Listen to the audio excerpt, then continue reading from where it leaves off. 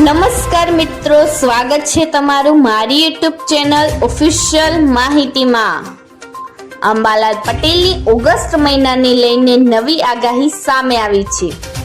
અરબ સાગરમાં system સક્રિય થશે પછી ગુજરાતના કયા વિસ્તારોમાં વરસાદ કેવો રહેશે તથા ઓગસ્ટની કઈ તારીખોમાં પડશે ભારે વરસાદ, આના વિશેની સંપૂર્ણ માહિતી મેળવવા માટે આ વિડિયોને અંત સુધી જરૂર નિહાળજો અને હજુ સુધી મારી ચેનલને સબસ્ક્રાઇબ ના કરી હોય તો સબસ્ક્રાઇબ કરી લેજો। મિત્રો, ગુજરાતમાં અત્યાર સુધીનો સરેરાશ 61.13% વરસાદ નોંધાયો છે। જો કે સાર્વત્રિક વરસાદ થયો છે, ક્યાંક અતિ ભારે તો ક્યાંક મધ્યમ વરસાદ થયો છે અને હજુ પણ વરસાદી માહોલ યથાવત રહેશે। જુલાઈની શરૂઆતથી સતત વરસાદ વરસી રહ્યો છે। ગુજરાતમાં 24 કલાક બાદ ફરી વરસાદી સિસ્ટમ સક્રિય થશે, જેને કારણે ગુજરાતના અલગ અલગ ભાગોમાં ભારેથી અતિ ભારે વરસાદ પણ થશે। મિત્રો, હવામાન નિષ્ણાત અંબાલાલ પટેલે જણાવ્યું છે કે હવે વાદળોનો મોટો સમૂહ મધ્યપ્રદેશ થઈને ગુજરાત તરફ આવી રહ્યો છે। મિત્રો, ખાસ કરીને ઉત્તર પશ્ચિમ ભારતમાં ઘણી જગ્યાએ પૂરનો ખતરો બની રહેશે।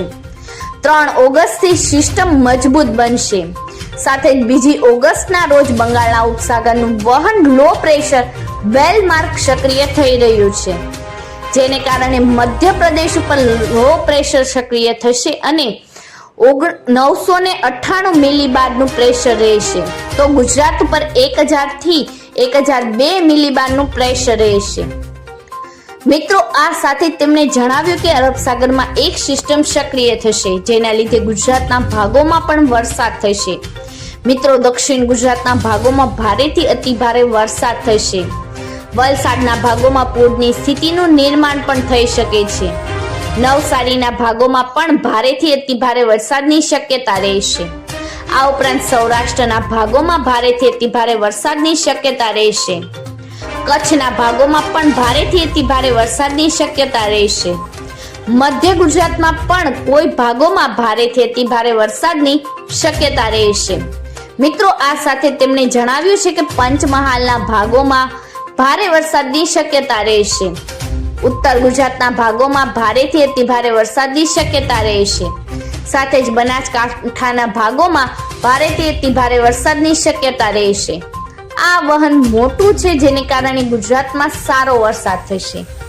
મિત્રો, અંબાલાલ પટેલે જણાવ્યું છે કે 6 અને 7 ઓગસ્ટના બીજી સિસ્ટમ બનતા મધ્યપ્રદેશ સુધી વરસાદ આવતા ગુજરાતના ઘણા ભાગોમાં સારો વરસાદ થશે।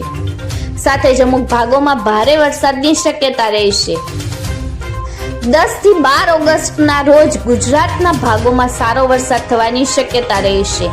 સાથે 14 થી 16 ઓગસ્ટના રોજ દક્ષિણ ગુજરાતના ભાગોમાં વરસાદની શક્યતા રહેશે। 16 થી 18 ઓગસ્ટના રોજ સૌરાષ્ટ્રના સહિત ઘણા ભાગોમાં વરસાદ થશે અને સાથે જ 19 થી 22 ઓગસ્ટમાં વરસાદી ઝાપટા પડશે। 23 ઓગસ્ટ પછી ગુજરાતમાં પર્વત આકારનો મેઘ છડે ત્યારે વરસાદ પડે। 30 ઓગસ્ટ થી 8 સપ્ટેમ્બરમાં ભારે વરસાદી ઝાપટા પણ પડી શકે છે। અંબાલાલ પટેલે વધુમાં જણાવ્યું છે કે ઉપરવાસમાં ભારેથી અતિ ભારે વરસાદના કારણે નર્મદાના જળસ્તરમાં વધારો થશે। તાપીના જળસ્તરમાં પણ વધારો થશે અને ઉત્તર પૂર્વ દેશના ભાગોની નદીઓ અને મધ્યપ્રદેશની નદીઓ પર પૂર આવશે।